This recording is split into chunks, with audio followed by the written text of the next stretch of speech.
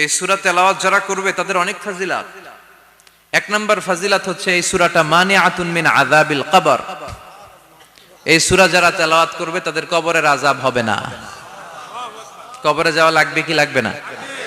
যাওয়া লাগবে না। কার কার হাত তোলেন? একজনও নাই। সবাই কবরে যাবেন। একদিন মাটির ভেতরে হবে ঘরে মন আমার, কেন বান্ধ দালান ঘর? প্রাণ পাখি উড়ে যাবে পিঞ্জর ছেড়ে, ধরা ধামে সবই রবে তুমি যাবে চলে। বন্ধু বান্ধব যত মাতা পিতা দ্বারা সুত সবই হবে তোমার পরে মন আমার, কেন বান্ধ দালান ঘর? একদিন মাটির ভেতরে হবে ঘরে মন আমার, কেন বান্ধ দালান ঘর? চিল্লায় বলেন ঠিক কিনা? যাওয়া লাগবে, কেউ বাঁচতে পারবে না। দাদা চলে গেল, বাবা চলে গেল, মামা চলে গেল, আমারও যাওয়া লাগবে। সেলিব্রিটি চাই, আরো সম্পদের পাহাড় চাই। ব্যস্ত, আমরা মহা ব্যস্ত। এত ব্যস্ততা কিসের? স্টপ, থামেন, অনেক হয়েছে। আন্না বসেন, একটু ভাবেন। দাদা চলে গেল, বাবা চলে গেল, মামা চলে গেল, আমাকেও চলে যেতে হবে। মাঝে মাঝে কবরস্থানে যাবেন, যে একটু দেখবেন এই কবরস্থানে শিশুরা শুয়ে আছে, কিশোররা শুয়ে আছে, আপনার মতো তাগড়া যুবকরা শুয়ে আছে, ওদেরও রক্ত গরম ছিল আপনার মতো। আজ ওরা নাই, সব শেষ। আপনাকেও যেতে হবে। এই কবরে আমাদেরকে যেতে হবেই। কবরের প্রশ্নের উত্তর দিতে হবে। চিল্লায় বলেন ঠিক কিনা? কবরে প্রথম প্রশ্ন করা হবে, মার রব্বুক, তোমার রবের নাম কি? আমাদের রব কে? ওমা দীনুক, তোমার ধর্মের নাম কি? আমাদের ধর্মের নাম কি? বিশ্বনবীর চেহারা দেখিয়ে বলা হবে, এই লোকটাকে তুমি চিনো কিনা? চিনি না আমরা? চাঁদের চেয়ে সুন্দর তুমি, নবী আমার কমলিহি ওয়ালা, দু জাহানের বাদশাহ তুমি, প্যারা নবী সাল্লাল্লাহু আলা, দু জাহানের বাদশাহ তুমি, প্যারা নবী সাল্লাল্লাহু আলা, চাঁদের চেয়ে সুন্দর তুমি, নবী আমার কমলিহি ওয়ালা। সুবহানাল্লাহ পড়ে। আমাদেরকে জিজ্ঞেস করা হবে, রব কে? বলবো আল্লাহ। ধর্ম কি? বলবো ইসলাম। এই লোকটারে চিনো নাকি? আমরা বলবো চিনি, আমাদের প্রাণের নবী মুহাম্মদ সাল্লাল্লাহু। তিনটা প্রশ্নের উত্তর করতে পারলে এডিশনাল আর একটা প্রশ্ন, ওমা ইলমুক। এই তিনটা প্রশ্নের উত্তর জানলা কেমনে? নকল করছো নাকি? বাংলাদেশে নকল আছে না নাই? কোথায় নকল করে? হ্যাঁ, কিছু লিজেন্ড আছে দেখি, একেবারে জামার ভিতরে নকল, টুপির ভিতরে নকল, স্কেলের ভিতরে নকল, মৌজার ভিতরেও নকল। আছে না নাই? কথা বলেন। ফেরেশতারা বলবে, তুমি তিনটা প্রশ্নের উত্তর করলে কি করে? আপনাকে বলতে হবে, আমি কোরআন থেকে শিখেছি, আমি হাদিস থেকে জেনেছি। চিল্লায় বলেন ঠিক কিনা? তখন ফেরেশতারা বলবে, আহলান ওয়া সাহলান, মারহাবান, কংগ্রাচুলেশন, তুমি উত্তর করতে পেরেছো। ইফসাহু লাহু কবরুহু ৭০ যিরান, আপনার কবরটারে ৭০ হাত লম্বা বানিয়ে দেয়া হবে। ইফতাহু লাহু বাবুন ইলাল জান্নাহ, জান্নাতের দিকে দরজা করে দেয়া হবে। ইউলবাসু মিন লিবাসিল জান্নাহ, জান্নাতের পোশাক পরিয়ে দেয়া হবে। আর বলা হবে, নাম কানাউমিল আরুস, বাসর রাতে কনেকে নিয়ে বর যেমনি শান্তির ঘুম, আরামের ঘুম দেয়, তুমিও ঘুম দাও, ঘুমাও। You should get some sleep now, you are very tired man, ঘুমাও, অনেক হয়েছে, ঘুমাও। তোমার এই ঘুম কেউ ভাঙাবে না, ইসরাফিলের সিঙ্গার ফুৎকার ছাড়া। আল্লাহ লম্বা ঘুম যেন দিতে পারি, তৌফিক দাও। আর যারা ইসলাম বিরোধী, কোরআন বিরোধী, বিশ্বনবী বিরোধী, তাদেরকেও প্রশ্ন করা হবে, তোর রব কে? মার রব্বুক, সে বলবে লা আদরি, আমি কিছু জানি না, আমি মাফ চাই, দোয়াও চাই। কথা কন, জানি না, আমি কিছুই মনে করতে পারছি না, আমি কিছু জানি না, আমার ধর্ম নাই, কর্ম নাই, আমার ধর্ম যার যার, উৎসব সবার, আমার কোনো ধর্ম টর্ম নাই, আমার কোনো নামাজ রোজা নাই, আমার কোনো রব নাই।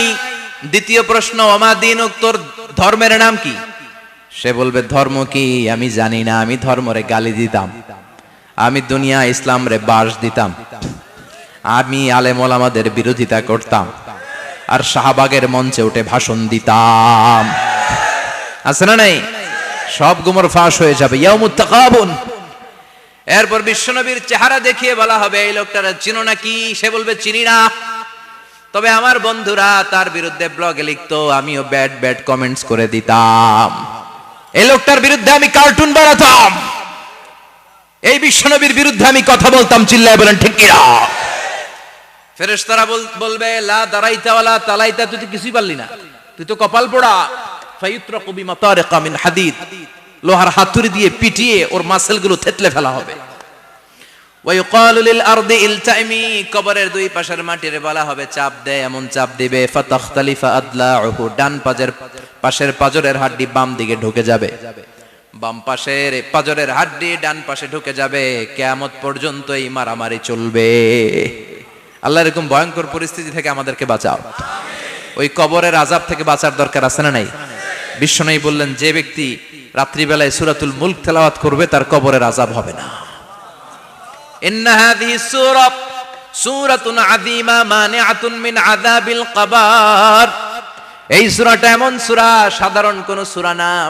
এই সূরাতুল মুলক যে রাত্রিবেলায় তেলাওয়াত করবে তার কবরের আযাব থেকে তারে বাঁচিয়ে দিবে কে? নাম্বার 1 ফাজিলাত, স্ট্যাটাস, মনে থাকবে তো? 2 নাম্বার স্ট্যাটাস শাফাআত লি সাহিবিহা, এই সূরাটা এই সূরার তেলাওয়াতকারীর জন্য কিয়ামতের দিন সুপারিশ করবে। কোরআন সুপারিশ করবে, চারটেখানি কথা না। কোরআন যদি আপনার বিরুদ্ধে দাঁড়ায় আপনার জান্নাত ক্যান্সেল, আর কোরআন যদি আপনার ব্যাপারে আল্লাহর কাছে রেকমেন্ডেশন করে জান্নাত আপনার জন্য ওয়াজিব করে দিবে কে? এজন্য বিশ্বনবী বললেন শাফাআত লি সাহিবিহা, কিয়ামতের দিন তেলাওয়াতকারীর জন্য আল্লাহর কাছে সুপারিশ করবে। 2টা গেল। 3 নাম্বার বিশ্বনবী বললেন খাসামাত আন সাহিবিহা, এই সূরাটা কিয়ামতের দিন এই সূরার তেলাওয়াতকারীর পক্ষ নিয়ে আল্লাহর সাথে ঝগড়া করা শুরু করে দিবে। আল্লাহর সাথে ডিবেট করবে, ঝগড়া করবে, যতক্ষণ না হাত্তা আদখালাহুল্লাহুল জান্নাহ, হাদিসের টেক্সট হচ্ছে যে যতক্ষণ না আল্লাহ তাআলা তাকে জান্নাতে না ঢুকায় ততক্ষণ ওই সূরার তেলাওয়াতকারীর পক্ষ নিয়ে আল্লাহর সাথে বিতর্ক, ঝগড়া, তর্ক চলতেই থাকবে। সুবহানাল্লাহ, আরো আস্তে বলেন। আবার বিশ্বনবী বললেন মান ক্বারা বিহা ফি লাইলাতিন ফাকাদ আকসারা ওয়া আতওয়াবা, রাত্রিবেলা এই সূরাটা যে তেলাওয়াত করবে পুরো রাত্রিটারে বরকতময় করে দিবে কে? এজন্য বিশ্বনবী আবদার করে, আবেদন করে আমাদের কাছে বলে গিয়েছেন, আমি চাই আমার প্রতিটা উম্মতের হৃদয়ে এই সূরাটা গাঁথা থাক, আমি চাই আমার প্রতিটা উম্মতের সিনার ভিতরে এই সূরার 30টা আয়াত গ্রথিত করা থাক। সুবহানাল্লাহ পড়েন। মাত্র 30টা আয়াত মুখস্থ করতে রাজি আছেন? 1 মাসে কয়দিন? প্রতিদিন একটা করে আয়াত মুখস্থ করলে এই সূরা মুখস্থ করতে লাগবে কয়দিন? হ্যাঁ, হোমওয়ার্ক, এটা আপনাদের বাড়ির কাজ। যেহেতু ক্লাসে হোমওয়ার্ক দেওয়া যায় না, আরবিতে বলে আল ওয়াজিব আল মানজিলি। আমি গতানুগতিক তাফসীর করি না, আমি সমাজের খুঁতগুলো ধরে ধরে ডিসকাশনের মতো আমি করি। বিভিন্ন জেলায় যে ওখানকার ইয়াংদের সাথেও বসি, কথা বলি, এটাই আমার তাফসীর, এটাই কোরআনের এক্সপ্লেনেশন এন্ড ইন্টারপ্রিটেশন, এতেই মানুষ উপকৃত হয় বেশি। চিল্লা এখন ঠিক কি না? তো এটা আপনাদের বাড়ির কাজ, মাইথার দিয়া বাসীদের বাড়ির কাজ। হায়াতে আল্লাহ বাঁচায় রাখলে আবার কখনো দেখা হলে জিজ্ঞেস করবো যে মুলক মুখস্থ হয়েছে কিনা। কে কে মুখস্থ করবেন না হাত তোলেন। সবাই করবেন? এবার কে কে মুখস্থ করবেন হাত তুলে আমার না আল্লাহর দেখান। আল্লাহ তুমি কবুল করো। আরো জোরে পড়েন আমিন। হাত নামান। এই সূরাটা it's an eye opener for you, এটা আপনার চোখ খুলে দিবে। এই সূরাটা আপনার চোখকে খুলে দিবে, আপনার ঘুমন্ত বিবেককে জাগিয়ে তুলবে। স্রষ্টার ব্যাপারে আপনার যদি কোনো সাসপিশন থাকে, সন্দেহ থাকে, এই সন্দেহের পাহাড়কে ভেঙে এই সূরা চুরমার করে দিবে। চিল্লায় বলেন সুবহানাল্লাহ। আল্লাহ ডেকে বলে গোলাম, কিছু কিছু নাস্তিক আছে আমারে খুঁজে পায় না, এরকম কপাল পোড়া নাদান নাস্তিক বাংলার জমিনেও আছে না নেই? এরা বলে আনসিন ইজ নাথিং, যেটা দেখা যায় না ওটা মানি না, বলে না? Do you see the air in the atmosphere? বাতাসে, বায়ুমণ্ডলে যে বাতাস ঘুরে বেড়ায় এটা কি তুমি দেখো? তো মানো কেন? Why do you believe on that? Why do you believe on air? বাতাস বিশ্বাস করস কেন? কপাল পোড়া নাস্তিকরা বাতাস মানে না, কথা কোন? Do you see the bad headache someone feel in his head and he's shouting? মাথার ব্যথায়, মাইগ্রেনের পেইনে যখন কেউ চিৎকার করে তার মাথার ব্যথা দেখা যায়? আমার এখন প্রচন্ড মাথা ব্যথা যদি হয়, আপনারা দেখতে পাচ্ছেন তো, নাস্তিকরা কি মাইগ্রেনের পেইন বিশ্বাস করে না? মাথা ব্যথা বিশ্বাস করে কি করে না? বাতাস বিশ্বাস করে কি করে না? কয় আনসিন ইজ নাথিং, যেটা দেখি না ওটা বিশ্বাস করি না, কপাল পোড়া। আল্লাহ ডেকে বলে, গোলাম আমার সৃষ্টির দিকে তাকা, আকাশের দিকে তাকা, বাতাসের দিকে তাকা, সাগরের দিকে তাকা। সাগরের মধ্যে আমি আল্লাহ আছি না নাই? বিশাল বড় বড় পাহাড়ের দিকে তাকা, ঝর্ণার দিকে তাকা, ঝর্ণার মধ্যে আমি আছি না নাই? ঝর্ণা ঝর্ণা ঝর্ণা রে, বলনা বলনা বলনা রে, কার বিরহে পাগল পাড়া তুই, কার মিলনে ফুল ফসলে ভরা রে তোর দুকুল বই, কার মিলনে ফুল ফসলে ভরা রে তোর দুকুল ভই। ঝর্ণা ঝর্ণা ঝর্ণা রে, বলনা বলনা বলনা রে, কার বিরহে পাগল পাড়া তুই। সুবহানাল্লাহ পড়েন। ঝর্ণার দিকে তাকাও, সাগরের দিকে নজর করে দেখো, বিশাল পাহাড়ের দিকে নজর করে তাকাও, ওই পাহাড়ের মধ্যে আল্লাহরে খুঁজে পাবা। চিল্লায় বলেন ঠিক কিনা? ইমাম আবু হানিফার হাতে হাত রেখে শাহাদা বাক্য পাঠ করেছে। সুবহানাল্লাহ পড়েন। ঝিনুকের ভেতর লুকিয়ে থাকে যেমন মতি, ঝিনুকের ভেতর লুকিয়ে থাকে যেমন মতি, কালমা শাহাদাতে আছে আল্লাহর জ্যোতি, কালমা শাহাদাতে আছে আল্লাহর জ্যোতি। সুবহানাল্লাহ পড়েন। এই জ্যোতি যার হৃদয়ে একবার টাচ করে তার জন্য জান্নাতকে খুলে দেয় কে? এজন্য এই সূরা পড়লে নাস্তিকরা নাস্তিক থাকবে না। নাস্তিকদের জন্য এখানে আল্লাহ মেডিসিন দিয়েছেন, কিছু ডোজ দিয়েছেন। আলহামদুলিল্লাহ পড়েন। এই সূরা থেকে আমরা কিছু সময় কথা শুনবো, শুনতে রাজি আছেন তো? সূরার নাম চিল্লায় বলেন কি নাম? মুলক। মুলক মানে কি?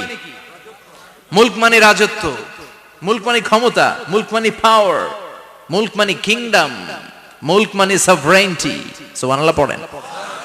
রব্বুল আলামিন বলেন, তাবারাকাল্লাযী বিয়াদিহিল মুলকু ওয়া হুয়া আলা কুল্লি শাইইন কাদির। সুমহান সেই সত্তা যার হাতে ক্ষমতা, আর তিনি সব বিষয়ে ক্ষমতাশীল। সুবহানাল্লাহ। তাবারাকাল্লাযী বিয়াদিহিল মুলক, মহামহিম সে সত্তা, সুমহান সে সত্তা, বিয়াদিহিল মুলকু, যার হাতে ক্ষমতা। ক্ষমতা কার হাতে? চিৎকার করে বলতে হবে, কার হাতে? নাকি আমাদের হাতে? না সরকারের হাতে, পুলিশের হাতে, র্যাবের হাতে, মাশরাফির হাতে, হিরো আলমের হাতে? ক্ষমতা কার হাতে? ক্ষমতা শুধুমাত্র একজনের হাতে। চিল্লায় বলেন তিনি কে? আল্লাহর হাতে ক্ষমতা, আর তিনি হচ্ছেন সকল ক্ষমতার উৎস, centre of the all powers. সব ক্ষমতার উৎস কে? নাকি জনগণ? আমরা কিন্তু এটাই শিখি, এদেশে আমাদেরকে রাষ্ট্রীয় ভাবে শিখানো হয়, এটা রাষ্ট্রীয় কুফরি। সকল ক্ষমতার উৎস জনগণ নয়, সকল ক্ষমতার উৎস কে? উনি ক্ষমতার উৎস, তিনি ক্ষমতাশীল, মহা ক্ষমতাধর, তার ক্ষমতার সাথে কারো তুলনা হয় না। আমাদের কি ক্ষমতা আছে? কথা বলেন। বল্লা পোকার কামড় খাইছেন? হ্যাঁ, মৌমাছি কামড়াইছে? মৌমাছি কামড়াইলে চিল্লাচিল্লি শুরু করে, তো কি ক্ষমতা আছে আপনার? বল্লা কামড় মেয়েরা দেয় দৌড়, ওটা ধরে যে মার মইটাও পারি না। কুত্তায় কামড়াইলে আমরা কুত্তারে কামড়াইতেও পারি না। কথা বলেন। আমরা নাকি ক্ষমতার মালিক। পিছন থেকে কেউ যদি বলে হুজুর সাপ, মজা করে বলছি এতই ভয় পাইছি, আসলে যদি ফাঁস করে আসতো সব দৌড়। স্লোগান দেওয়ার বেলায় লিল্লাহে তাকবীর, আল্লাহু আকবার, আমার ভাই তোমার ভাই, কাপায় ফেলামো নামায় ফেলামো। কথা বলেন। আর যদি পেছন থেকে কেউ আওয়াজ করে বলে সাপ, দৌড়। আপনারা কি দৌড় দিবেন? আমরা এদিক দিয়ে দৌড় দিব। কথা কন। চাচা আপন প্রাণ, জীবন বাঁচানোর জন্য ভয়ে পাগল। সাপ লাগবে না, ভাও ব্যাং চিনেন? মাইথার দিয়ে নাই বোধহয়, আছে আছে। কি করে? খালি লাফায়। 10টা ভাও ব্যাং যদি ছেড়ে দেওয়া হয়, স্টেজে 2টা আর বাকি 8টা এদিকে, ভাও ব্যাং আর কি লাভ দিবে? এরসে লাফালাফি শুরু করবো আমরা। কথা বলেন। আর আমরা দাবি করি আমরা ক্ষমতার উৎস। কোনো ক্ষমতা নাই। একবার ডায়রিয়া হলে 3বার টয়লেটে গেলে আর চেহারার দিকে তাকানো যায় না। কারে মাফ করে দে, আই মরে যাইও, আই হাইতান ন, আছে না নাই? তো পারবেন না কেন? আপনি না ক্ষমতার উৎস, আপনি না ক্ষমতার উৎস। আরে আপনার তো কোনোই ক্ষমতা নাই। খলিকাল ইনসানু দাঈফা, মানুষকে দুর্বল থেকে দুর্বল করে তৈরি করেছে কে? এজন্য রাব্বুল আলামিন বলেন তাবারাকাল্লাযী বিয়াদিহিল মুলকু ওয়া হুয়া আলা কুল্লি শাইইন কাদির। সুমহান সেই সত্তা যার হাতে ক্ষমতা। চিল্লায় বলেন ক্ষমতা কার হাতে? আমাদের হাতে কোনো ক্ষমতা নাই। আমরা হলাম দুর্বল। আমরা কি দুর্বলের ঘরের দুর্বল। আমরা যখন জন্মেছিলাম দুর্বল।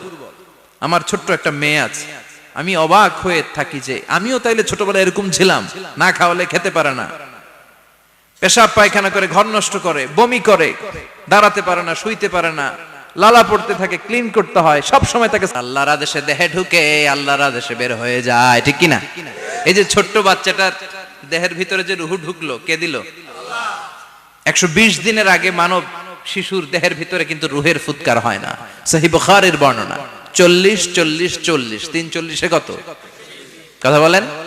প্রথম 40 থাকে নুতফা, তারপরের 40 হয় আলাকা, তারপরের 40 হয় মুদগা, sperm drop, blood clot and then the little flesh. ছোট্ট নাপাক পানি ছিলাম, শুক্রাণু ছিলাম আমরা। কি ছিলাম? শুক্রও ছিলাম না, শুক্রাণু, শুক্রের অণু। এক ফোঁটা শুক্রের মধ্যে 20 কোটি অণু থাকে। ওই 20 কোটির একটা ছিলাম আমি আর আপনি। সুবহানাল্লাহ বাড়িতে গিয়ে বললেন। ডিম্ব আমরা ছিলাম না, আমরা ছিলাম ডিম্বাণু। ডিম্বের এই ডিম্বাণু আর শুক্রাণু দুইটা মিলে আল্লাহ আমাদেরকে বানায় ফেললেন জাইগট, সেখান থেকে এমব্রয়ো, তারপরে আস্তে আস্তে ইনিশিয়াল স্টেজগুলো শেষে একটার পর একটা স্টেজ পার করে তিনি আমাদেরকে বানালেন আলাকা, সেখান থেকে মুদগা। আমাদের দেহের ভেতরে তিনি স্কেলিটন ভরে দিলেন, কঙ্কাল, মাথার স্কাল দিলেন, খুলি দিলেন, নাক কান গলা দিলেন, আমার রেসপিরেটরি সিস্টেম চালু করে দিলেন। কত ছোট ছিলাম আমি, ক্ষুদ্র ছিলাম আমি। ফালয়ানজুরিল ইনসানু মিম্মা খুলিকা, খুলিকা মিম্মাইন দাফিক। মানুষের উচিত তার সৃষ্টি প্রক্রিয়ার দিকে নজর করে তাকানো। বাবার পিঠ থেকে সবেগে নির্গত হওয়া পানি দিয়ে মায়ের পেটে তোমারে ঢুকায় দিল কে? নাপাক পানি থেকে ছোট্ট ব্যাঙ্গাচির মতো ছিলাম, জোকের মতো মায়ের জরায়ুর দেয়ালে লেগেছিলাম। সেখান থেকে বড় করতে করতে আমার রেসপিরেটরি সিস্টেম, আমার হেয়ারিং সিস্টেম, আমার সব সিস্টেমগুলো তিনি আমার দেহের ভিতরে সেট করে দিল। চিল্লায় কোন সুবহানাল্লাহ। 120 দিনের সার্টেন পিরিয়ড শেষে তিনি দেহের ভিতরে রুহের ফুৎকার দিলেন। দেয়া মাত্রই আমার রুহুতে ধপ ধপ ধপ শুরু হয়ে গেছে। ওই যে ধপ ধপ শুরু হয়েছে, আজও থামে নাই। এই ধপ ধপ থামলে বাঁচবেন? দম ফুরাইলে আমরা ঠুস হয়ে যাবো, ঠিক কিনা? আয় রে মানুষ রঙিন ফানুষ, দম ফুরাইলে তবু তো ভাই কারোরই নাই একটুখানি। আয় রে মানুষ রঙিন ফানুষ, রঙিন ফানুষ, আয় রে মানুষ। সুবহানাল্লাহ বলেন। সে আল্লাহ বললেন, গোলাম, জীবন আর মরণের মাঝখানে আমি তৈরি করেছি রুহু। পৃথিবীর বিজ্ঞানীরা সব বানাতে পারে, কম্পিউটার বানাতে পারে, প্লেন বানাতে পারে, হেলিকপ্টার বানাতে পারে, রকেট বানাতে পারে, কিন্তু গোটা বিশ্বের সব বিজ্ঞানীরা মিলে কি রুহু বানাতে পারে নাকি? কথা বলেন। গত বছর সোফিয়া নামে একটা রোবট আসছিল না? কথা কন। ওটা মাথা উঁচু করে নিচু করে কথা বলতে চায়, মানুষের মতো হতে চায়। আসলে কি মানুষ? ওটার মধ্যে কি রুহু আছে? রুহু বানাইতে পারবে কেউ? এই রুহু নিয়ে যে কত গবেষণা, মুমূর্ষ রোগীদের উপর গবেষণা চালিয়েছে অনেক। বুলেট প্রুফ গ্লাসের ভিতরে মুমূর্ষ রোগীকে রেখে রেখে তারা চেক করতে চেয়েছে আমেরিকান বিজ্ঞানীরা যে রুহু কোন দিক দিয়ে বের হয়। তারা ওজন করে দেখে, মানুষ মরে গেলে কোন লাশের ওজন বেড়ে যায়, কোন লাশের ওজন কমে যায়। যেটাতে কমে গেছে 2-1 কেজি কমে যায়, তার অবাক। কি আগে ছিল 80 কেজি, এখন হইছে 78 কেজি, তার মানে 2 কেজি না, এটাই রুহু। এটাই কি? এটা হচ্ছে গবেষণার ধাপ। অনেকগুলো মডিউল তারা আনে, অনেক মুমূর্ষ রোগীকে গ্লাস ফিটিং করা, ইন্টেনসিভ কেয়ারে রেখে তারা অবজার্ভ করে, আর অক্সিজেন মাস্ক খুলে দিয়ে তারা দেখে যে লোকটা ছটফট করে কিভাবে মরে। মরার আগে ওজন মাপ ছিল 80 কেজি, মরে গেছে পরে আবার ওজন দিয়ে দেখে 78 কেজি। কমছে কয় কেজি? বিজ্ঞানে কয় পাইছি। সবাই কয় কি পাইছো? কয় রুহু। কয় কই পাইলেন? কয় আগে 80, এখন 78, 2 কেজি। রুহুর ওজন কয় কেজি? তো বিজ্ঞানীদের সিস্টেম হচ্ছে যে কোনো একটা বিষয়ের উপর গবেষণা চালালে তারা পূর্ণাঙ্গ ডিসিশনে পৌঁছতে পারে না। They couldn't jump to the final conclusion just on one module, based on one module. They cannot do it. তাদের অনেকগুলো মডিউল আনতে হয়। তারা আবার নমুনা আনলো আরেকটা। মুমূর্ষ রোগী, অক্সিজেন চেম্বার লাগানো, মাস্ক লাগানো, এটা খুলে ফেললে মরে যাবে। বুলেট প্রুফ করা গ্লাসের ভিতরে ঢুকিয়ে এটার ওজন মাপ, এটার ওজন 60 কেজি। এবার মাছ খোল, মাছ খুলছে ছটফট ছটফট করে, এটা শেষ। এবার মাপ দেখ, এবার মাইপা দেখা গেছে 63 কেজি। কয় কেজি বাড়ছে? এক একটার এক এক সিস্টেম হইতেছে, কোনোটা কমে, কোনোটা বাড়ে, কোনোটা কিচ্ছু হয় না। সবাই কয় তাইলে আপনি রুহু পাইলেন কই? আগেরটা কম ছিল, মনে করছিলেন 2 কেজি কমছে, ওইটাই রুহু, এখন 3 কেজি বাইরে গেছে, মিলাইবেন কি দিয়া? কথা কন। আল্লাহ ডেকে বলে, গোলাম কিয়ামত পর্যন্ত একটার পর একটা মুমূর্ষু রোগীকে বুলেট প্রুফ গ্লাসের ভেতরে ঢুকাতে পারবি, গবেষণা করতে পারবি, মাগার রুহু খুঁজে পাবি না। চিল্লায় বলেন ঠিক কিনা?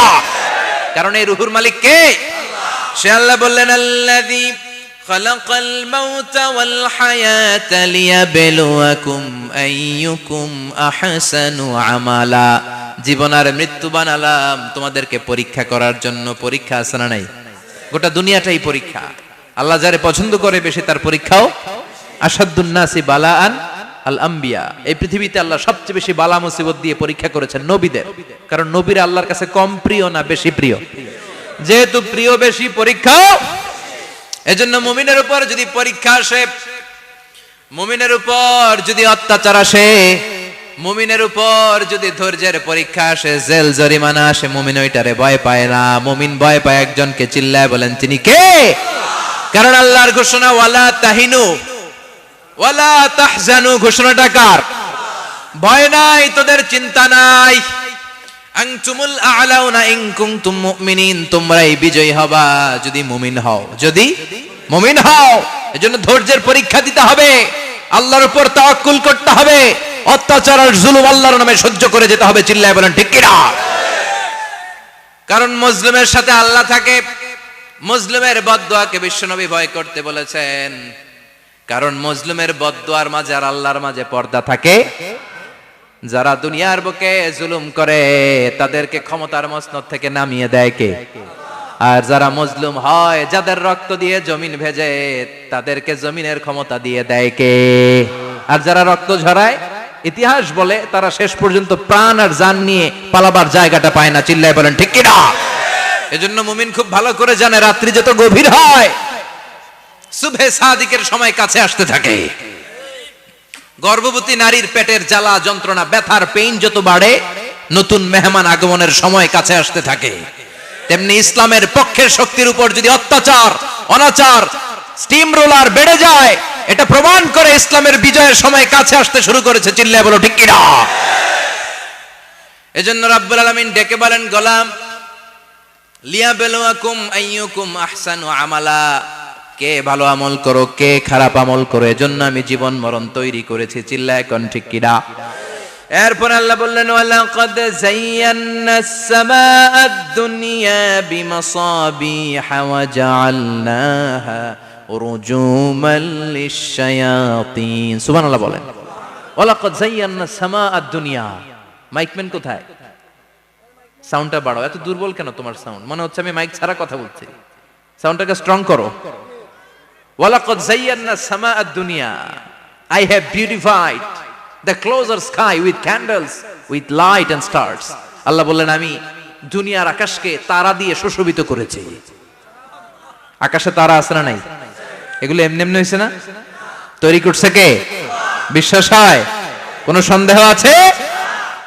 এখন তো লাইটিং ফাইটিং এর যুগে তারার যে কি সৌন্দর্য আমরা বুঝি না। আমরা যখন ছোটবেলা গ্রামে যেতাম, রাতের বেলা তারার মেলা, কি সুন্দর, একটার চেয়ে একটা সুন্দর। শুকতারা, ধ্রুব তারা, সপ্তর্ষি মণ্ডল, 7টা তারার একটা চেইন আছে, চেনেন এগুলো? কি সুন্দর তারা! এগুলো তৈরি করে রেখেছে কে? প্রথম আকাশের মহাশূন্যকে আল্লাহ এই তারকা দিয়ে বিউটিফাই করেছেন। It's a candle. আল্লাহ সাজিয়ে রেখেছেন। আমরা খালি চোখে যেটা দেখি, এটা কিন্তু আকাশ না, এটা প্রথম আকাশ নয়। প্রথম আকাশ যে কত দূরে আমেরিকার নাসার বিজ্ঞানীরাও জানে না। খালি চোখে আমরা যা দেখি, এটা প্রথম আকাশের মহাশূন্য। এর অনেক অনেক অনেক উপরে প্রথম আকাশ। এরপরে দ্বিতীয় আকাশের মহাশূন্যের স্তর শুরু, এরপরে দ্বিতীয় আকাশ, তারপরে তৃতীয় আকাশের মহাশূন্যের স্তর শুরু, তারপরে তৃতীয় আকাশ। একটার চেয়ে আরেকটা বড়। প্রথম আকাশের চেয়ে দ্বিতীয় আকাশ কত বড় বলি? আপনার হাতের আংটিটা যদি সাহারা মরুভূমিতে আপনি ছুঁড়ে ফেলে দেন, পুরো মরুভূমির তুলনায় আংটি যত ছোট, আল্লাহর দ্বিতীয় আসমানের তুলনায় আল্লাহর প্রথম আসমানটা ঠিক তত ছোট। একটার চেয়ে একটা বড়, একটার চেয়ে একটা বড়। সূর্য দেখে আমরা অবাক হয়ে যাই, 9,30,00,000 মাইল দূরে। এই পৃথিবীর চেয়ে 13 লক্ষ গুণ বড়। এটার সানশাইন, আলো আসতে পৃথিবীতে 8 মিনিট 18 সেকেন্ড লেগে যায়। আমরা মনে করছি সূর্যই বড়। আমরা বসে আছি মাইথার দিয়াতে, তাই না? এই জায়গাটার নাম কি? মাইথার দিয়া। কি খালি এতটুকু প্যান্ডেলের সমান? কত বড় মাইথার দিয়া! এই পুরো মাইথার দিয়া কোন থানায় পড়ছে? দাউদকান্দি। দাউদকান্দি হচ্ছে কুমিল্লার 16টা থানার একটা, ঠিক কিনা? 16 থানা মিলে কুমিল্লার একটা জেলা। এরকম কয়টা জেলা আছে? 64 জেলা। এই 64 জেলা মিলে আমাদের সুজলা সুফলা শস্য শ্যামলা ডিজিটাল বাংলাদেশ। কথা কন। আর বাংলাদেশ হচ্ছে পৃথিবীর সবচাইতে বড় দেশ। হ্যাঁ, 64 জেলা, এরপরে ছোট। যাদের অ্যাটলাস ম্যাপ নিয়ে যাদের ধারণা আছে তারা দেখবেন বাংলাদেশ এই শব্দটা লেখার জায়গাও আমরা পাই না। মানচিত্রে বাংলাদেশ শব্দটা লেখার জায়গা পায় না। বিআরএ উঠে যায় ইন্ডিয়ার উপর, আর ডিএসএচ উঠে যায় আবার ইন্ডিয়ার উপর। মাঝখানের দুইটা অক্ষর বাংলাদেশের উপরে পড়ে। চিল্লায় বলেন ঠিক কিনা? কত ছোট দেশ। পাশের ইন্ডিয়া 20-25 গুণ বড়। ইউরোপ আমেরিকার অনেক দেশ আছে, আমেরিকায় বাংলাদেশের চেয়ে শতগুণ বড়। কানাডা কয়েকশো গুণ বড়। রাশিয়া কয়েকশো গুণ বড়। এরকম প্রায় 200 দেশ নিয়ে পৃথিবীর স্থলভাগ, আর 70% হচ্ছে শুধু পানি। এই সব মিলে আমাদের এই পৃথিবী। আর এত বড় পৃথিবীর চেয়েও নাকি সূর্য 13 লক্ষ গুণ বড়। তার মানে সূর্যই বড় না, সূর্যের চেয়ে অনেক বড় তারা আছে। সূর্যের পরে পৃথিবীর সবচেয়ে কাছের যে তারা বা স্টার, ওটার নাম হচ্ছে প্রক্সিমা সেন্ট্রাই। নাম কি? প্রক্সিমা সেন্ট্রাই। এরপরে আলফা সেন্ট্রাই এ, আলফা সেন্ট্রাই বি, ইটা ক্যারিনা, বেটেলজিউস, এরকম একটার পর একটা তারা।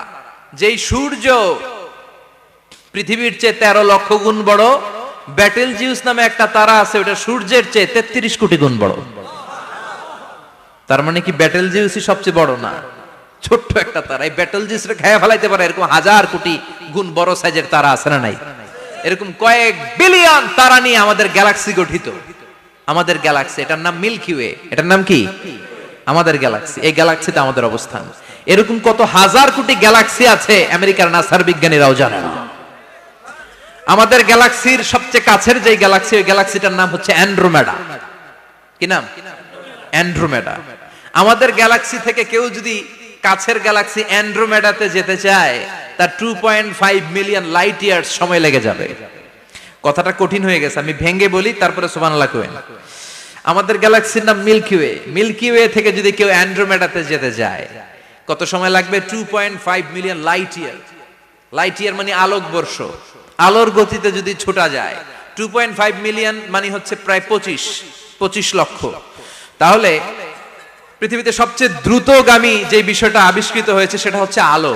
এই যে লাইট মারলে যে ছুটে, এই লাইট প্রতি সেকেন্ডে 1,86,000 মাইল বেগে ছুটতে পারে। 1 মিনিটে না,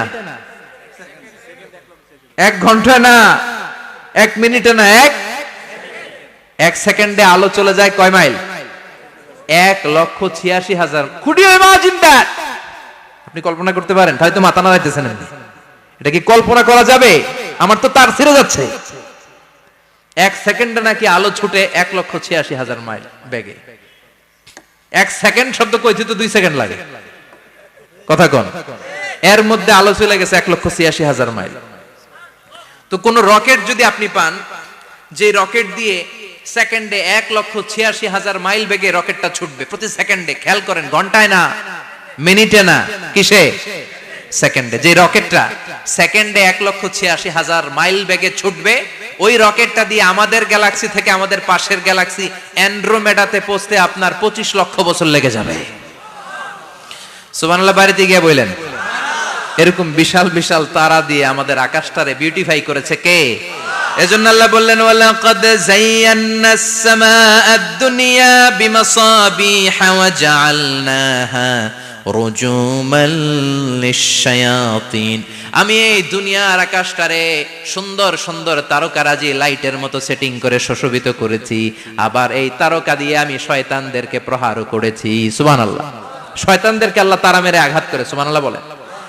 এরপরে এই সূরার প্রথম রুকুর শেষে আল্লাহ বললেন, وأسروا قولكم أو اجهروا به إنه عليم بذات الصدور ألا يعلم من خلق وهو اللطيف الخبير আল্লাহ বললেন وأسروا قولكم তোমরা যদি গোপনে কথা বলো আও ইজহারু বিহি কিংবা স্পষ্ট করে বলো সব শুনে কে আল্লাহ আপনি যেমনি বলেন শুনবে কে বলেনই নাই শুধু মনে মনে ভাবছেন শুনবে কে সুবহানাল্লাহ কইবেন না সাত আকাশের উপরে আরশের উপরে তার অবস্থান সাত জমিনের নিচে কোন গোপনতম প্রকোষ্ঠে কোন ছোট্ট বাক্সের ভেতরে যদি কোনো পিপিলিকা নীরবে হেঁটে যায় আল্লাহ বলে আমি ওই পিঁপড়ার হেঁটে চলার পায়ের আওয়াজটাও শুনতে পাই এজন্য কেউ যেটা শোনে না শুনে কে আল্লাহ এরপর আল্লাহ বললেন হুয়াল্লাযী জাআলা লাকুমুল আরদা যালুলান ফামশু ফি মানাকিবিহা ওয়া কুলু মির রিজকি ওয়া ইলাইহিন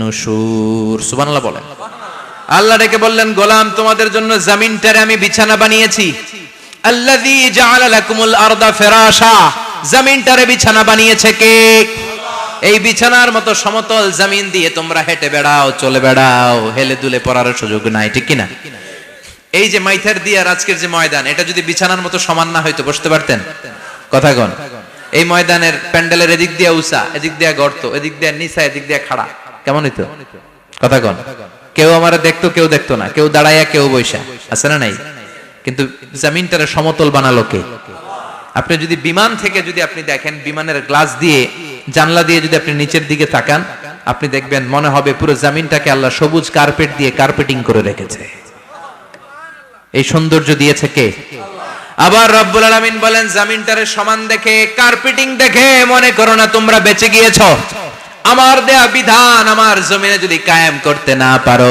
এই কার্পেটিং করা জমিনের ভেতরে আযাব আছে না নাই এই পুরো জমিনের ভেতরে আছে আগুন আর আগুন আগ্নেয়গিরির অগ্নুৎপাত জ্বালামুখে বিস্ফোরণ করে দিয়ে গোটা বিশ্বটারে মুহূর্তে মেসাকার করে দিতে পারে কে এজন্য আল্লাহ ডেকে বললেন গোলাম আমিনতুম মান ফিস সামাই আন ইয়াখসিফা বিকুমুল আরদা ফাইযা হিয়া তামুর তোমরা কি ভেবেছো নাকি বেঁচে যাবা আমি চাইলেই পুরো জমিনটারে কাঁপিয়ে দিতে পারি আয়াখসিফা বিকুমুল আরদ খাসাফ মানে ল্যান্ডস্লাইড খাসাফ মানে কি ল্যান্ডস্লাইড ভূমিধস ভূকম্পন আর্থকোয়েক আছে না নাই বাংলাদেশে তো ভূমিকম্প হয় না না টের পাইছেন মাঝে মাঝে মাঝরাতে হয় না 3টার দিকে নিজেই দৌড় দিমু না বাচ্চারা লইয়া দৌড় দিমু লুঙ্গি পয়রা দৌড় দিমু না লুঙ্গি ছাড়া দৌড়ামু কথা কম এই ভূমিকম্প আছে না নাই আল্লাহ বলে মনে করো না জমিনটা সমতল কার্পেটিং করে দিয়েছি এই কার্পেটিং এর ভিতরেও আগুনের দলা আছে না নাই আবার আল্লাহ বললেন আমিনতুম মান ফিস সামাই আন ইউরসিলা আলাইকুম হাসিবা নিচে যেমনি কার্পেটিং করা জমিনের ভেতরে অগ্নুৎপাত রেখে দিয়েছি মাথার উপর থেকে আযাব দেওয়ার সুযোগ আছে না নাই চাইলে আল্লাহ অগ্নি বৃষ্টি দিতে পারে আগুন বৃষ্টি দিতে পারে ঠান্ডার বজ্রপাত দিতে পারে আপনারা লূত আলাইহিস সালামের কওমের নাম শুনেছেন তারা হোমোসেক্সুয়ালিটি সমকামিতা করত ফলে আল্লাহ তাআলা বিশাল এক চিৎকার মেরে সাইয়েদনা জিবরাইলের মাধ্যমে পুরো জমিনটারে শেষ করে দিলেন ফাজআলনা আলিয়াহা সাফিলাহা ওয়া আমতারনা আলাইহিম হিজারাতাম মিন সিজিল তাদের অপকর্মের কারণে জর্ডানের ওই এলাকাটাকে আল্লাহ বললেন জিবরাইল এলাকাটারে হাতে তুলে নে আকাশের উপরে তুলে পুরো এলাকা সহ মানুষ সহ জমিনের মধ্যে গেড়ে দে জমিনের নিচের মাটি উপরে নিয়ে গেল কে উপরের মাটি নিচে নিয়ে গেল কে পুরো জায়গাটা এখন ডেড সি হয়ে গেছে কি সি ডেড সি নাম শুনেন নাই বোধহয়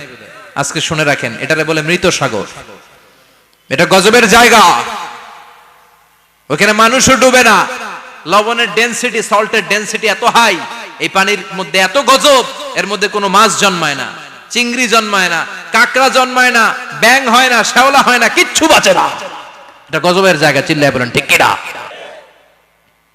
যে আল্লাহ জর্ডানের এলাকাটারে ধ্বংস করে দিল ওই আল্লাহ আজও আছে না নাই এই জন্য নিজ দিয়ে তিনি যেমনি আযাব দিতে পারেন ভূমিকম্প দিতে পারেন জলোচ্ছ্বাস দিতে পারেন উপর থেকে তিনি শিলাবৃষ্টি দিতে পারেন কি পারেন না মাইথার দিয়ে কখনো শিলাবৃষ্টি হয়েছিল হ্যাঁ ফসল ক্ষেত শেষ করে দেয় না ছাগল টাগল মরে যায় ছাগল যদি ইয়াতে থাকে ক্ষেতের মধ্যে বড় শিলা মাথায় পড়লে শেষ মানুষও শেষ টিনের চালও শেষ কথা কন এরপরে আল্লাহ যদি উল্কা বৃষ্টি পাঠায় উল্কা যদি পড়ে কই যাবেন কোথায় যাবেন আপনি উল্কা চিনেন মহাশূন্যে বিশাল পাথরের খণ্ড ঘর্ষণ খেয়ে পৃথিবীর ভেতরে ঢুকে যায়।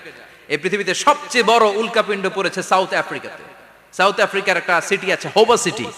এই হোবা শহরে 60 মেট্রিক টন ওজনের একটা উল্কা পড়েছিল, যেখানে পড়েছে পুরো জায়গাটা বিশাল খাদ হয়ে গিয়েছে। এরকম একটা উল্কা যদি এখানে পড়ে আজকে, বাঁচার উপায় আছে?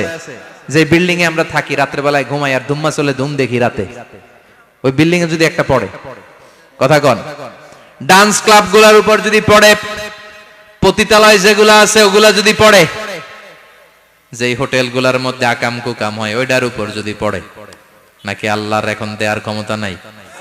কথা কন। তার মানে বেঁচে গেছো, পার পেয়ে গেছো মনে করো না, নিজ দিয়েও আযাব আছে, উপর দিয়েও আযাব আছে। চিল্লায় বলেন ঠিক কিনা? এজন্য ভয় পেতে হবে একজন সত্তাকে, তিনি কে? সব ক্ষমতার মালিক কে? এরপর আল্লাহ বললেন আওয়ালাম ইয়ারাউ ইলা আত-তায়রি ফাওকাহুম সাফাতিন ওয়া ইয়াকবিদনা মা ইউমসিকুহুন্না ইল্লার রাহমান ইন্নাহু বিকুল্লি শাইইন বাসীর। সুবহানাল্লাহ বলেন। আল্লাহ বলেন তোরা নাস্তিক হস কেমন করে? মানুষ নাস্তিক হয় কেমন করে? মানুষ কি মুক্ত বিহঙ্গের দিকে নজর করে তাকায় না? আকাশে মুক্ত বিহঙ্গ নাই? বিহঙ্গ বুঝছেন তো? পাখি। পাখির কথা কোরআনে বললো কে? সুবহানাল্লাহ কইবেন না? ওয়া আরসালা আলাইহিম তায়রান আবাবিল, আবার কাবা ভাঙতে এলে পাঠাওয়া বাবিল, দাও খোদা দাও আমায় আবার উমর দরজ দিল, দাও খোদা দাও আমায় আবার উমর দরজ দিল। সুবহানাল্লাহ পড়ে। এই যে আল্লাহ বললেন ওয়া আরসালা আলাইহিম, তারপর তায়রান আবাবিল, তায়ের মানে পাখি, তায়ের মানে কি? আবার জান্নাতে যারা যাবে তাদেরকে পাখির ভুনা গোশত খাওয়াবে কে? জান্নাতে যাওয়ার সাথে সাথে প্রথমে আল্লাহ আপনাদেরকে মেহমানদারি করবে মাছের কলিজা দিয়ে। খাইবেন? মাছের কলিজার কথা শুনে জিহ্বায় পানি আসছে নাকি? আউয়ালু তুআমিন ইয়াকুলুহু আহলুল জান্নাতি ফাজিয়াদাতু কাবিদিল হুত। প্রথমে মাছের কলিজা, এরপরে পাখির ভুনা গোশত। তার মানে পাখির কথা কোরআনে আছে না নাই? আবার সাইয়েদনা সুলাইমান আলাইহিস সালামের একটা পাখি ছিল, ওইটার নাম কি ছিল? হুদহুদ পাখি। মাথার উপর দিয়ে চলতো, আর ওইটার চোখে জুমিং পাওয়ার আল্লাহ এত বেশি দিয়েছিল, এটা জমিনে নজর করলে বুঝতে পারতো কয় হাজার ফিট নিচে পানি আছে, পানিটা মিষ্টি না লবণাক্ত না কেমন, দেখে দেখে মুহূর্তের মধ্যে সাইয়েদনা সুলাইমানের কাছে সব তথ্য সরবরাহ করে দিত। কোন সুবহানাল্লাহ। এজন্য আল্লাহ বললেন নাস্তিক গুলো কি পাখির দিকে তাকায় না? এই পাখির দিকে তাকালে পাখির রব আল্লাহরে খুঁজে পাওয়া যায়। পাখির দিকে তাকালে, মুক্ত বিহঙ্গের দিকে তাকালে কেমন করে পাখিগুলো উড়ে যায়। এই পাখিগুলো আকাশে ধরে রাখে কে? মা ইউমসিকুহুন্না ইল্লার রহমান। ওই রহমান ছাড়া কেউ পাখিগুলোর শূন্যে ধরে রাখতে পারে না। কত শত আয়াতে যে আল্লাহ পাখির কথা বলেছেন হিসাব নাই, কত ধরনের পাখি যে আল্লাহ বানিয়েছেন কোনো হিসাব নাই। আপনারা ঘরে জিওগ্রাফিক্যাল চ্যানেলগুলো দেখেন? হ্যাঁ না জি বাংলা দেখেন? স্টার জলসা, কিরণমালা, কি দেখেন? জিওগ্রাফিক্যাল চ্যানেল দেখবেন। ওখানে দেখবেন একটা পাখি আল্লাহ তৈরি করেছে, পৃথিবীর সবচেয়ে ছোট পাখি, নাম হলো হামিং বার্ড। কি নাম? The smallest bird ever in the world. সবচেয়ে ছোট, এটা প্রাপ্তবয়স্কে 3 থেকে 5 ইঞ্চি লম্বা হয়। এটার পূর্ণ যৌবন এটা লম্বা কতদূর? 3 থেকে 5 ইঞ্চি। এটা প্রতি সেকেন্ডে ডানা ঝাপটাতে পারে 80 বার। কয়বার? আমাদের ডানা আছে না 2টা, আপনি আপনার ডানা 1 সেকেন্ডে কয়বার ঝাপটাতে পারবেন? হ্যাঁ আমি ঝাপটাইলাম, কয়টা হয়েছে 1 সেকেন্ডে? হ্যাঁ 3টা 4টা ঝাপটা দিতেই আমার সেকেন্ড শেষ। কিন্তু এই পাখিটা প্রতি সেকেন্ডে তার 2 পাখা ঝাপটায় কয়বার? পৃথিবীর সব পাখি সামনে ওড়ে, তো এই পাখি সামনে যেমনি ওড়ে, এট দ্য সেম টাইম এই পাখি পিছনের দিকে উঠতে পারে। সুবহানাল্লাহ। বাড়িতে যায় বললেন। ইউরোপের আল্পস পর্বতমালায় গুগল করবেন যে আজকে গুগলে লিখবেন যে আলপিন সুইফট একটা পাখি আছে। এই পাখিটা একবার যখন শূন্যে উড়াল দেয়, উড়ন্ত অবস্থায় এটা আকাশে 6 মাস থাকতে পারে। আকাশের মেঘের আপ থেকে পানি খায়, শূন্যে ভেসে বেড়ানো পোকামাকড় ধরে খেয়ে বেঁচে থাকে। 6 মাস পর একবার জমিনে ল্যান্ড করে, নামে কয়েকদিন থেকে আবার উড়াল মারে, আবার উড়াল মারলে আবার 6 মাস। আলপিন সুইফট। আরেকটা পাখি আছে, অদ্ভুত পাখি, নাম হোমা বার্ড। এই হোমা বার্ড উড়ন্ত অবস্থায় ডিম পেড়ে দেয়, আর ওই ডিমটা জমিনে পড়ার আগেই মাঝখানে ডিম ফেটে বাচ্চা বেরোয়, বাচ্চা উঠতে শুরু করে দেয়। এই পাখিগুলোর কথা কোরআনে আছে না নাই? এজন্য আল্লাহ বললেন আওয়ালাম ইয়ারাউ ইলাত তাইরি ফাওকাহুম সাফাতিন ওয়া ইয়াকবিদনা মা ইউমসিকুহুন্না ইল্লার রাহমান ইন্নাহু বিকুল্লি শাইইন বাসীর। আল্লাহ বললেন নাস্তিকগুলো কি পাখির দিকে নজর করে তাকায় না? পাখির দিকে নজর করে যদি তাকায় তখন পাখির রব আল্লাহরে খুঁজে পাবে। চিল্লায় বলেন ঠিক কিনা? পাখিকে আরবিতে বললে তয়ের। সবাই বলেন পাখির আরবি কি? বিমানের আরবিও তয়ের। পাখি আরবি যা, বিমান আরবিও। এই পাখি নিয়ে গবেষণা করে বিমান বানাইছে। সুবহানাল্লাহ কইবেন না?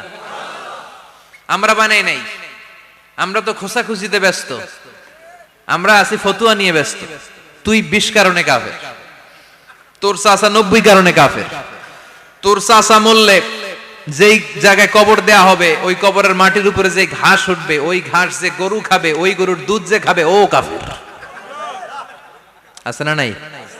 খালি কাফের ফতুয়া দেয় ব্যস্ত। আমরা ফতুয়া নিয়ে রইলাম আর ওরা সব আবিষ্কার করে ফেললো। উইলবার রাইট আর অরভিল রাইট, এই দুই ভাই 1903 সালে এই বিমান আবিষ্কার করেছে এই আয়াতের উপর গবেষণা করে। আওয়ালাম ইয়ারাউ ইলাত তাইর, ওরা কি পাখি নিয়ে ভাবে না? আমাদের তো ভাবার সময় নেই, আমরা আছি মদ নিয়ে আর নারী নিয়ে আর জুয়াবাজি নিয়ে। চিল্লায় বলেন ঠিক কিনা?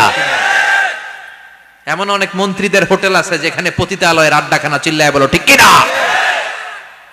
মুসলমান রাজ মদ আর নারী নিয়ে ব্যস্ত, আর ইহুদি খ্রিস্টানরা আমাদের সব ঐতিহ্যকে ধারণ করেছে। Wilbur right or will write গবেষণা শুরু করে দিল। পাহাড়ে শুয়ে শুয়ে দুই ভাই খালি পাখির ছবি আঁকে, কেমনে পাখিগুলো ডানা ঝাপটা মেরে ওঠে, কেমনে নামে। গবেষণা করতে করতে করতে প্লেন বানায় ফেললো 1903 সালে। আজ থেকে 100 বছর আগের স্টোরি শোনাচ্ছি আপনাদের। তখনকার বিমান এখনকার বিমানের মতো ছিল না। আপনি দেখবেন যে শুরুতে বিমান কেমন ছিল। শুরুতে ভাঙ্গাচুরা দুইটা পাখা নিয়ে একটু উড়ে আবার ধপাস করে পড়ে, কিন্তু আশা হারায় নাই, আবার উড়ে ধপাস করে পড়ে। আমেরিকাতে সুবিধা করতে পারেনি। ফ্রান্সের এক কিং তাদেরকে ডোনেট করেছে বিপুল অঙ্কের টাকা দিয়ে। তারা প্রথম ফ্রান্সের একটা শহর থেকে আরেকটা শহরে পৃথিবীর প্রথম প্যাসেঞ্জার প্লেন নিরাপদে ল্যান্ড করেছে। মানুষের উড়ার স্বপ্ন সফল হতে শুরু করলো। এখন বিভিন্ন ধরনের বিমান একটার পর একটা শুরু হয়েছে। এই পৃথিবীর সবচাইতে দ্রুতগামী যে বিমানটা আগে ছিল নাম ছিল কনকর্ড, যাত্রীবাহী বিমান। এটার পরে এখন একটা বাইরে হইছে বোম সুপারসনিক। কি নাম? Bomb supersonic. এত স্পিডে চলে, এই মাত্র দেখলেন এদিকে, এরপর দেখবেন নাই ওইদিকে। সুবহানাল্লাহ পড়ে। কি বিশাল বিশাল ডবল ডেকার গুলো নিয়ে শূন্যে উড়াল দেয়। A3 এয়ার বোয়িং A380 বর্তমান পৃথিবীতে সবচেয়ে বড় প্যাসেঞ্জার বিমান। কার্গো বিমান তো এগুলোর 7-8 ডবল বড় হয়। I'm talking about the passenger plane A380। 525 জন যাত্রী নিয়ে এটা শূন্যে উড়াল দেয়। 525 জন যাত্রী, কেবিন ক্রু, পাইলট, বিমানের ওজন, খাবার দাবারের ওজন, ফুয়েলের ওজন, 525 জনের লাগেজ টাগেজের ওজন, এই সব নিয়ে শূন্যে উড়াল দেয়। সুবহানাল্লাহ কইবেন না? এই বিমান আবিষ্কারের আগ পর্যন্ত গোটা বিশ্বব্যাপী সব দেশে দেশে ছিল সেনাবাহিনী আর নৌবাহিনী। বিমান আবিষ্কার হওয়ার সাথে সাথেই শুরু হয়ে গেল বিমান বাহিনী, এয়ার ফোর্স, মিলিটারি। এখন বোম সুপারসনিক বানায়, এখন ড্রোন হামলা করে, এখন মিসাইল হামলা করে, এখন স্যাটেলাইট পাঠায়। আমরাও পাঠাইছি। কি নাম? Bangabandhu satellite. We launching the Bangabandhu satellite channel last year.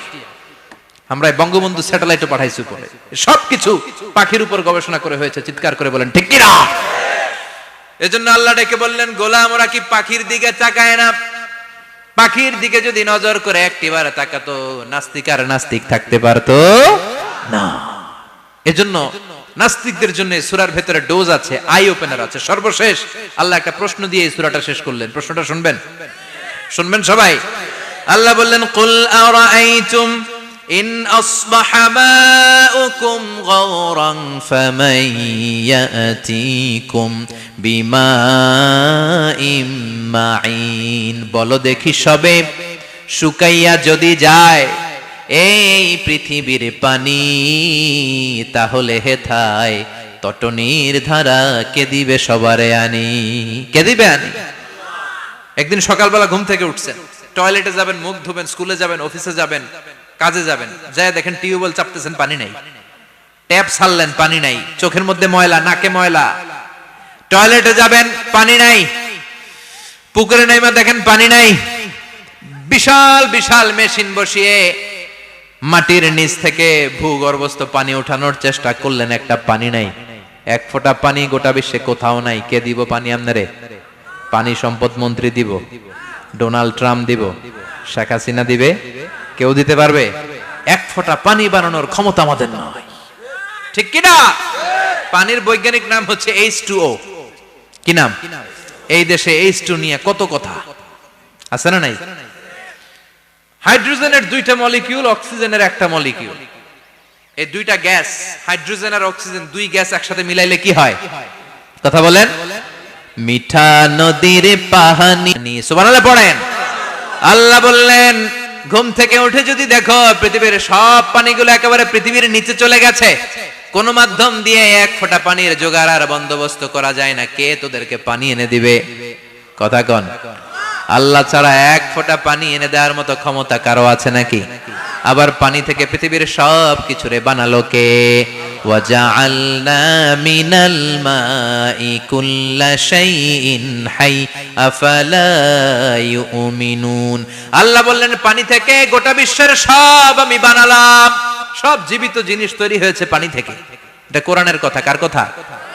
আর ১৫০০ বছর পর বিজ্ঞানীরা এখন বলছে পানি থেকেই সব প্রাণ এসেছে। সুবহানাল্লাহ পড়েন। বিজ্ঞানীদের রিসার্চে এসেছে পৃথিবীর সর্বপ্রথম যে প্রাণীটার উৎপত্তি, এটার নাম নাকি অ্যামিবা। কি নাম? It's a very small unicellular organism in the world. এককোষী শৈবাল অ্যামিবা এসেছে পানি থেকে, ওদের কথা। তারপরে এসেছে জুপ্লাঙ্কটন, ফাইটোপ্লাঙ্কটন, ব্যাকটেরিয়া প্লাঙ্কটন, একটার পর একটা ডেভেলপ করেছে, সব এসেছে পানি থেকে। পানি নাই তো কিচ্ছু নাই। পানি হচ্ছে প্রাণের ব্লুপ্রিন্ট। চিল্লায় বলেন ঠিক কিনা? পানির মধ্যে সব প্রাণের অস্তিত্ব রেখে দিয়েছে কে? আবার ফলের মধ্যে আল্লাহ পানি দিয়ে বললেন আন্না সাবাবনাল মাআ সাব্বা। যেখানে যতটুকু পানির দরকার, রসের দরকার, সব রস দিল কে? ক্ষীরার ভিতরে পানি আছে না নাই? কলার ভিতরে, আপেলের ভিতরে, তরমুজ, তরমুজ তো পুরাই পানি। কথা কন। ডাবের ভিতরে কে দিল? নাকি আমনে বানাইছেন? কেউ বানাতে পারে? এই পানিগুলো দিল কে? আবার আল্লাহ বললেন মারাজাল বাহরাইনি ইয়ালতাকিয়ানি বাইনাহুমা বারযাখুল লা ইয়াবগিয়ান ফাবিআইয়ি আলাই রাব্বিকুমা তুকাযযিবান। দুই দিকে সাগর বয়ে যায়, একদিকে লোনা পানি, একদিকে মিঠা পানি, একসাথে সাগরটা বয়ে যায়, কিন্তু মাঝখানে এমন ব্লকেজ, একটার পানি আর একটার সাথে মিশে না, আটকায় রাখলো কে? দেখছেন আপনারা কোথাও এটা? কই দেখছিলেন? গোয়ালন্দ, বুড়িগঙ্গার এখানে একসাথে পানি বয়ে যায়, এই জায়গায় পানি এই জায়গায় পানি মিলে না, মিশে না। দাউদকান্দির এখানেও আছে, মিশে না। এর কারণ এই পাশের পানি, এটা ডেনসিটি হাই, বেশি ঘন, এটা ডেনসিটি লো, এটা পাতলা, এটা টেম্পারেচার হাই, এটা টেম্পারেচার কম, এটা লবণ বেশি, এটা লবণ কম, দুইটা দুই পানি একসাথে বয়ে যায়, একটার সাথে আরেকটা মিশে না। এই কারিগরটা কে? চিল্লায় বলতে হবে কে? সেজন্য আল্লাহ বললেন গোলাম পানি দিয়ে আমি বানালাম, পানি ছাড়া বাঁচবি না, এজন্য সব জায়গায় পানির ব্যবস্থা করে দিয়েছে কে? আবার বেশি পানি হলেও মরার ব্যবস্থা আছে না নাই? সাইয়েদনা নূহ আলাইহিস সালামের কওমকে বন্যা দিয়ে ধ্বংস করেছে কে? এজন্য পানি চাইবো কার কাছে? কথা কন। আল্লাহ মেঘ দে পানি দে ছায়া দে রে তুই, আল্লাহ মেঘ দে। সবাই পড়েন না? আল্লাহ মেঘ দে পানি দে ছায়া দে রে তুই, আল্লাহ মেঘ দে। দেয়ার মালিক একজন, তিনি কে? চাইতে হবে কার কাছে? সব ক্ষমতার মালিক কে? নাকি আমরা? আমরা ক্ষমতার মালিক। আর জীবনে কোনোদিন বলবেন মানুষ সকল ক্ষমতার উৎস, এই কথা কোনোদিন বলা যাবে? সকল ক্ষমতার একচ্ছত্র নিরঙ্কুশ মালিকানা একজনের, চিৎকার করে বলতে হবে তিনি কে? বিপদে আপদে সবসময় আমরা তার কাছে চাইবো, তার কাছে ফিরবো। আল্লাহ আমাদের সবাইকে কথাগুলো বুঝে আরো আমল করার তৌফিক দান করুন। আরো জোরে পড়েন।